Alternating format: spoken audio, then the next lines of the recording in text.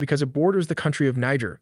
Security analysts have identified the specific targets as camps belonging to ISIS-affiliated militants. These are likely Islamic State, Sahel Province, or a locally affiliated group known as La Kerala. But why here? This region is seeing a dangerous shift. Extremist groups are moving down from the Sahel, specifically from Mali and Niger, into northwestern Nigeria. But the real surprise is how they did it.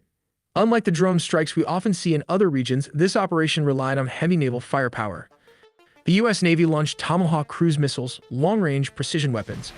These missiles were fired from a U.S. Navy warship positioned all the way down in the Gulf of Guinea, off the southern coast of West Africa. The operation was conducted by U.S. Africa Command. Crucially, both the Pentagon and the Nigerian Foreign Ministry confirmed that these strikes were carried out with the approval and intelligence support of the Nigerian government. But how did the Nigeria war started? To understand this, we have to look at how this country is divided into Muslim and Christian. The northern part of Nigeria is predominantly Muslim, with approximately 50 to 55% of the population adhering mostly to Sunni Islam, while the southern and southeastern regions are majority Christian, comprising about 45% to 35% of the population. Boko Haram, an Islamist militant group, is primarily based in northeastern Nigeria, specifically in Borno, Yobe, and Adamawa states. This group adhered to ISIS strategy and will eliminate everyone, whether Muslims or Christian, that does not follow their rule of law. Sadly, most of the victims are their fellow Muslims brothers too. Let's look at their bases. Boko Haram's strongholds are mainly found in northeastern Nigeria and the surrounding Lake Chad region, which stretches across the borders of Nigeria, Niger, Chad, and Cameroon. Among the most significant strongholds is the Sambisa forest in Nigeria. This vast remote forest has historically served as Boko Haram's primary headquarters and training ground, providing a concealed base for planning attacks and sheltering fighters. Another critical area is the Lake Chad Islands. These swampy, difficult-to-access islands offer natural cover, making them ideal hideouts for militants. They function as logistics hubs and supply depots, allowing Boko Haram to move men and material across borders with relative ease. Further, the rugged terrain of the Goza Hills along the Nigeria-Cameroon border acts as a strategic fallback zone. Here, Boko Haram maintains camps and lookout posts, using the landscape to evade military operations. Finally, around the town of Bama in Borno State, Boko Haram has established logistical and command centers. This area plays an essential role in coordinating their operations and sustaining the insurgency in the region. But why is the Nigerian government unsuccessful in defeating Boko Haram? They face various problems, from lower budgets, manpower, to geography. The group operates in remote, difficult terrains like forests and swampy Lake Chad Islands, which are hard for the military to access. Nigeria's armed forces often struggle with outdated equipment, poor training, and logistical issues, limiting their effectiveness. Intelligence gathering is difficult because Boko Haram uses guerrilla tactics and small-scale attacks to avoid detection.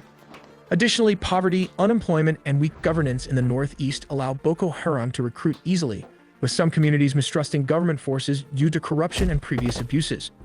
The group's cross-border operations require regional cooperation, which is often slow and complicated by sovereignty concerns. Human rights concerns and security force abuses have also eroded public trust, making it harder for the government to gain community support. Let's take a closer look at how the U.S. would go about targeting Boko Haram. First, they'd establish naval and air dominance. A naval task force made up of aircraft carriers, destroyers, and amphibious ships would position itself in the Gulf of Guinea. From there, they provide air cover, launch precision strikes, and be ready to quickly deploy troops wherever they're needed. Next comes intelligence gathering. Using satellites, drones like the MQ-9 Reaper, and signal interception, the U.S. would keep constant watch on Boko Haram's movements, strongholds, and communication, giving commanders real-time awareness of the battlefield. They'd also work closely with Nigeria and neighboring countries to coordinate security along borders, share intelligence, and conduct joint operations that make it harder for Boko Haram fighters to slip across borders. The weaponry? Cruise missiles like Tomahawks would launch from naval destroyers and submarines to take out key Boko Haram bases and supply depots. At the same time, stealth fighters like the F-35 would carry out airstrikes on command centers, minimizing collateral damage. Special forces would roll out in coordination with Nigerian and regional troops to conduct precision raids, capture or eliminate Boko Haram's leadership, and help train local forces to better fight the insurgency. Finally, disrupting Boko Haram's logistics, especially in challenging terrains like the Lake Chad Islands and Sambisa Forest, would be vital. Cutting off their supply lines and making movement difficult would severely weaken the group. Together, this multi-layered approach combines America's advanced military capabilities with regional partnerships to systematically break down Boko Haram's strength, reduce their recruitment, and help restore stability in the region. For the U.S. to completely dismantle Boko Haram, they would need Marines and boots on the ground. The strategy involves deploying a ship capable of carrying marines, tanks, and armored vehicles close to the shore using these hovercraft. These hovercraft traverse water, beaches, and difficult terrain, delivering troops where traditional landing craft or aircraft can't go.